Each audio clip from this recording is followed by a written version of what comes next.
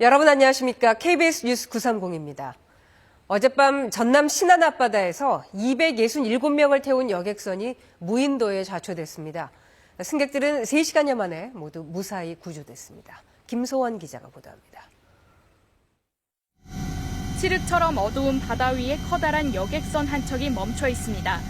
배 앞머리는 섬에 얹힌 상태입니다. 여객선으로 해경 경비정이 다가가고 구명조끼를 입은 채 구조를 기다리는 승객들이 보입니다.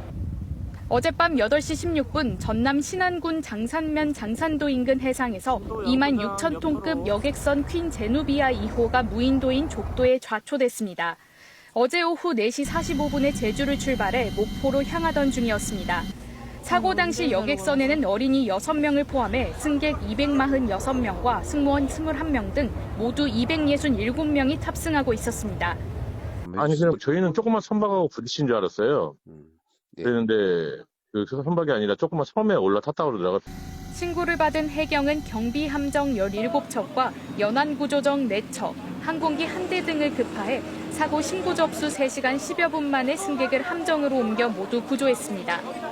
좌초 당시 충격으로 27명이 통증을 호소한 것으로 집계됐지만 큰 부상은 아닌 것으로 알려졌습니다. 구조된 승객들은 갑자기 쿵 하는 소리가 들리며 배가 크게 흔들렸다고 전했습니다. 사고 당시에 어떠셨어요? 소리가 컸고 깨어서 일어나 보니까 배 앞에 섬 하나가 있더라고요. 해경은 현장 수습을 마치는 대로 본격적인 사고 원인 조사에 착수할 예정입니다. KBS 뉴스 김소원입니다. 다행히 큰 인명피해는 없었지만 승객들은 구조될 때까지 불안한 시간을 견뎌야 했습니다. 신속한 구조와 침착한 대응이 대형 참사를 막았습니다. 손민주 기자가 보도합니다. 여객선 안 편의점 상품 진열대가 바닥으로 쏟아졌습니다. 좌초 당시 충격으로 배 안은 아수라장입니다. 승객이 가족과 나눈 휴대전화 메신저에도 충돌 당시의 긴박함이 고스란히 전해집니다. 갑작스러운 사고에 세월호 참사를 떠올리기도 했던 승객들. 공포 속에서도 구명조끼를 입고 침착하게 구조를 기다렸고 모두 무사히 해경 함정을 타고 목포해경 전용 부두로 들어왔습니다. 그냥 그냥 팍 소리가 났어. 그러다 보니까 위에 있는 짐들이 이제 이렇게 내려가지고 그래져갖고 뭔 일인고 그랬는데 이제 배가 어떻게 이렇게 부닥쳤다고 그 소리가 내중에 들어. 승객들은 사고 직후 승무원들이 부상자를 분류하고 구조 대기 절차를 안내하는 등 비교적 빠르게 대응했다며 안도했습니다. 하긴 했어요. 확실히 처음 겪는 일이고 갑자기 사고가 난 거라서 일단은 좀 우왕좌왕하긴 했는데 바로 저 안내 멘트 나와가지고 그에 따라 좀 했습니다. 자칫 큰 인명피해로 이어질 수 있었던 사고였지만 신속한 구조와 승객들의 침착한 대응이 위기를 넘겼습니다. KBS 뉴스 손민주입니다. 좌초했던 여객선은 바다에 다시 띄우는 작업을 마치고 오늘 새벽 5시 40분쯤 목포시 여객선 터미널에 들어왔습니다.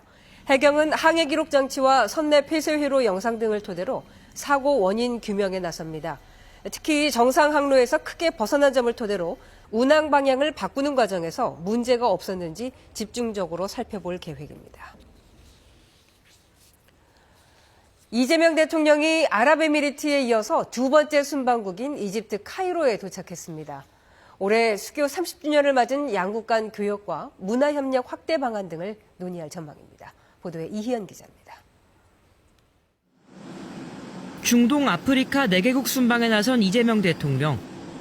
UAE에 이어 두 번째 방문국인 이집트 카이로에 우리 시간 오늘 새벽 도착했습니다. 카이로 국제공항에는 무함마드 압델라티프 교육장관과 대통령실 시종무관 등이 나와 이 대통령을 영접했습니다.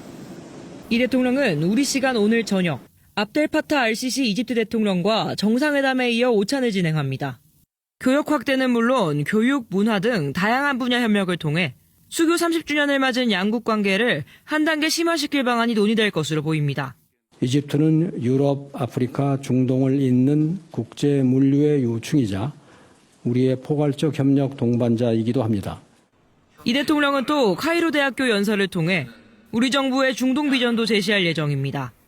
한반도와 중동 지역 평화에 대한 상호 지지를 확인하고 미래지향적 협력에 대한 구상을 담을 것으로 보입니다.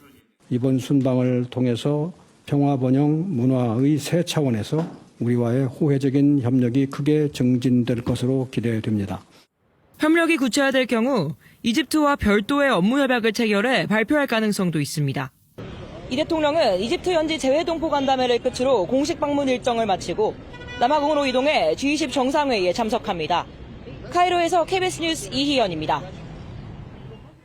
지난 2019년 국회 패스트트랙 사태와 관련해서 당시 자유한국당 전현직 의원들에 대한 1심 선고가 오늘 내려집니다.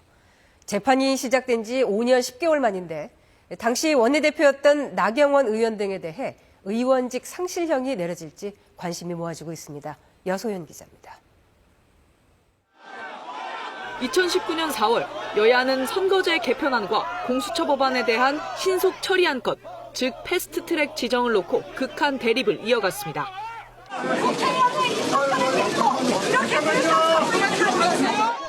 밤새 이어진 대립은 물리적 충돌로 이어졌고 당시 자유한국당 황교안 대표와 나경원 원내대표 등 국회의원 24명, 보좌진 3명이 재판에 넘겨졌습니다. 이거 안 되는 거잖아. 여기 제 방이에요. 나 의원 등은 당시 바른미래당 최이배 의원을 의원실에 감금하고 의안과 사무실 등을 점거해 법안 접수 등을 방해한 혐의를 받습니다. 기소 5년 10개월 만인 오늘 이들에 대한 1심 선고가 나옵니다. 검찰은 당시 원내대표였던 나경원 의원에게 징역 2년, 황교안 당시 당대표에겐 징역 1년 6개월을 구형했습니다.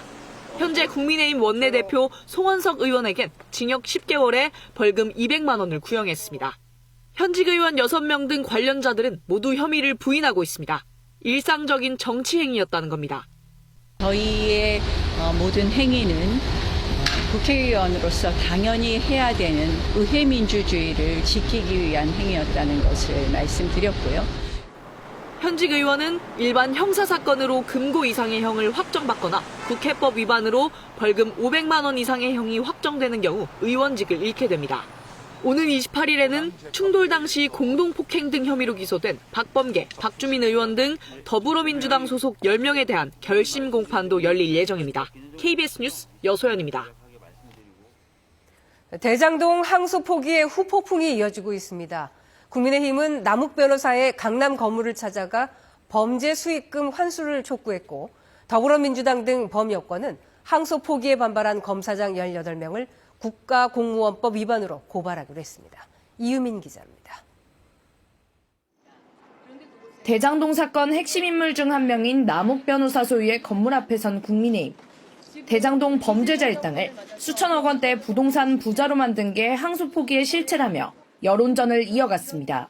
성남 시민 전체에게 이재명 대통령이 그렇게 좋아하는 소비 쿠폰을 86만 원씩 지급할 수 있는 돈입니다. 남 변호사 등 대장동 일당의 호화 생활 의혹도 제기했습니다. 페라리, 포르쉐 같은 슈퍼카를 돌려 타면서 본인의 돈이 많다라는 사실을 공공연히 자랑하듯 뽐내고 대장동 항소 포기 실무에 관여한 박철호 대검 반부패 부장을 신임 서울중앙지검장에 임명한 것을 두고도 보훈 인사라며 거세게 반발했습니다. 민주당 등 범여권 법사위원들은 대장동 항소 포기에 반발한 검사장 18명 전원에 대한 경찰 고발을 예고하며 맞불을 놓았습니다. 이들의 행동을 집단 항명으로 규정하며 국가공무원법 위반이라고 공세를 폈습니다. 검찰의 정치적 중립성을 스스로 무너뜨린 중대한 일탈 행위입니다. 검사장들의 반발은 대장동 사건이 정치적으로 기획됐다는 방증이라며 조작 기소 의혹을 거듭 제기했습니다. 대장동 재판이 살아있어야 이재명 대통령과 민주당의 발목을 잡을 수 있을 것이다. 대장동 수사의 핵심 증거인 정영학 녹취록이 조작됐다면서 대장동 2기 수사팀에 대한 추가 감찰도 요청했습니다. KBS 뉴스 이은미입니다. 타이완 유사시 개입을 시사한 일본 다카이치 총리의 발언을 두고 중국의 강공이 연일 계속되고 있습니다. 여행 자제령과 일본 영화 상영 연기에 이어서 이번엔 일본 수산물 수입을 전면 금지했습니다. 베이징 김유신 특파원입니다. 중국이 일본산 수산물 수입을 다시 전면 중단하기로 했습니다. 후쿠시마 오염수 관련 안전 문제를 표면적으로 거론하면서도 일본 다카이치 총리의 타이완 관련 발언이 결정 배경이 됐음을 애써 강조했습니다. 如果日方拒不撤回，甚至一错再错，中方将不得不采取严厉坚决的反制措施。 중국 외교부는 또 일본산 수산물이 수입된다고 한들 팔리지 않을 거라며 중국인들의 공분을 전했습니다. 중국이 일본산 수산물의 수입을 재개한 지 불과 2주 만에 다시 중단 결정을 내린 겁니다. 베이징의 한 수산물 시장에선 일본산 수산물 구매가 가능한지 물어보기만 해도 벌써 예민한 반응이 돌아옵니다.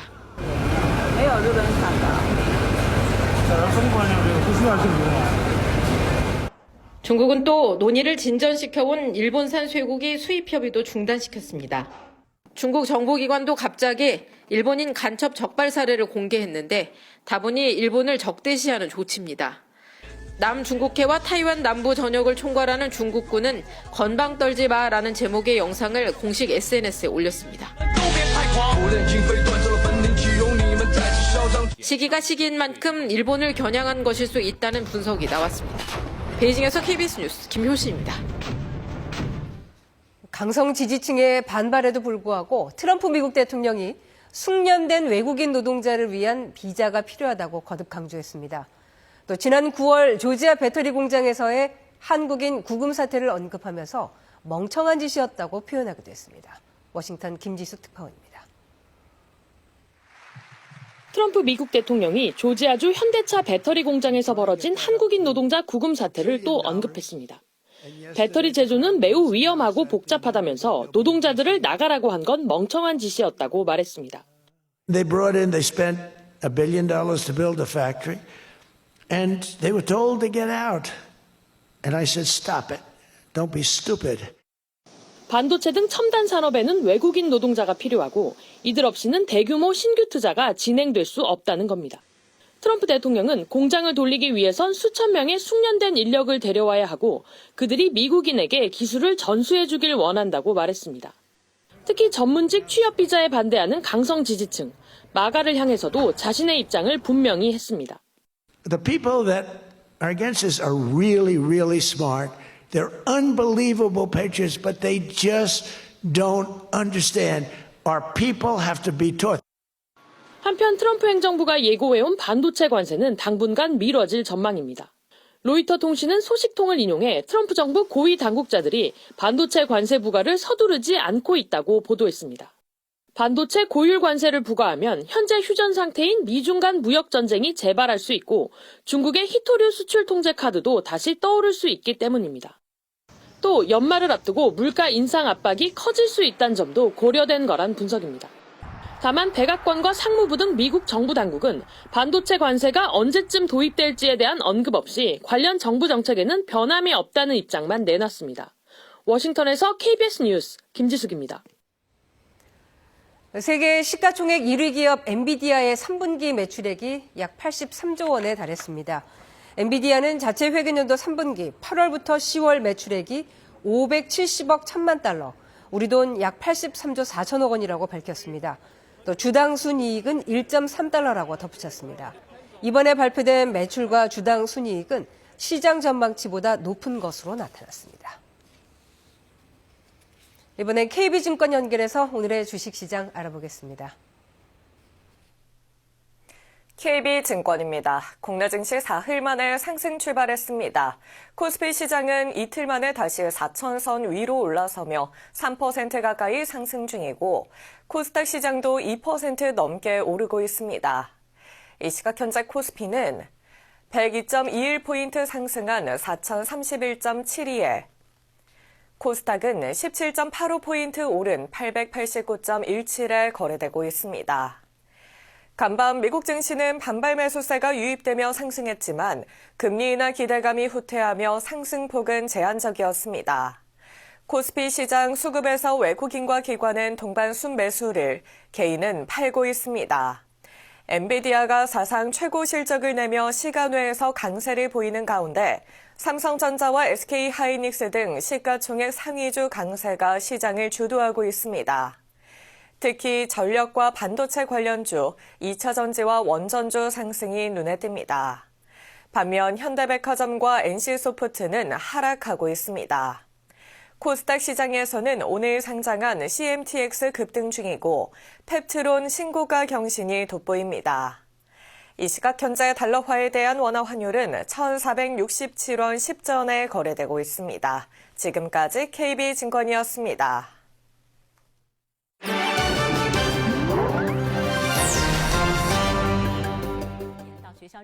중국 꾸이저우성의 한 산골 마을 초등학교에서 20대 선생님이 춤을 통해 아이들의 자신감을 키워주고 있어 화제입니다.